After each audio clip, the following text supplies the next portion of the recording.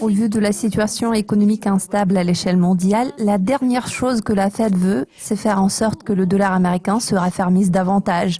Brian Sturgis, World Economics.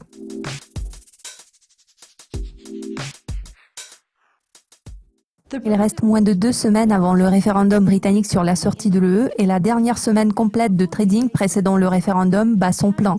Que pouvez-vous dire sur l'impact de cette situation sur le marché des changes?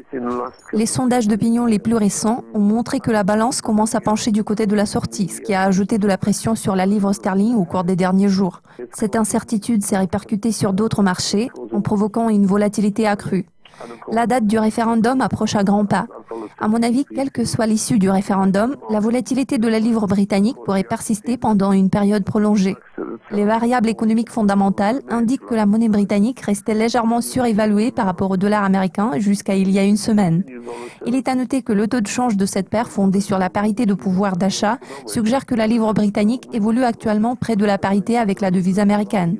La nervosité des marchés a pesé sur la livre sterling. Elle s'est légèrement dépréciée contre le dollar.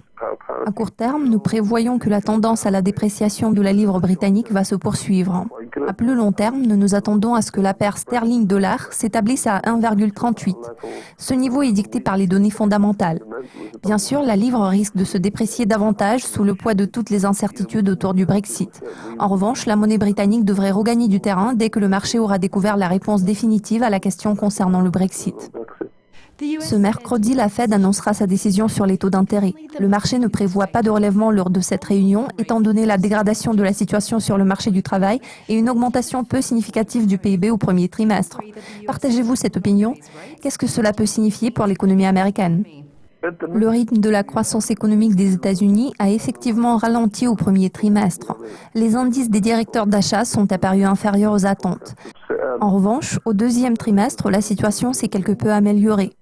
Cela ne signifie pas pour autant que ce soit suffisant pour que la Réserve fédérale américaine commence immédiatement à relever les taux d'intérêt, surtout compte tenu du regain d'incertitude sur les marchés internationaux. Je ne pense pas que la Fed soit prête à relever les taux. Au vu de la situation économique instable à l'échelle mondiale, la dernière chose que la Fed veut, c'est faire en sorte que le dollar américain se raffermisse davantage. Il est peu probable que la Fed passe à l'action avant le 23 juin. En toute logique, elle devrait préférer attendre le résultat du vote référendaire sur le Brexit. Pour ce qui est des perspectives de l'économie américaine, nous nous attendons à une accélération de la croissance au deuxième trimestre. Cette semaine, nous découvrirons également la décision sur les taux de la BOJ. En dépit de la pression exercée sur la Banque du Japon pour qu'elle renonce à ses taux d'intérêt négatifs, les analystes ne prévoient aucun changement sur le plan de la politique monétaire. Qu'en pensez-vous?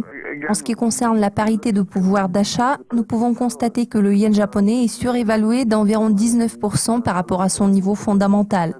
Cela étant dit, tout resserrement de la politique monétaire va avoir des conséquences négatives sur la monnaie japonaise. C'est la raison pour laquelle je ne prévois pas de changement dans la politique monétaire de la Banque du Japon. En général, je peux dire qu'une politique monétaire plus souple s'annonce à l'horizon. Vous avez suivi les propos de Brian Sturgis. Merci de votre attention. Je suis Céleste Skinner. C'est tout pour aujourd'hui. À très bientôt.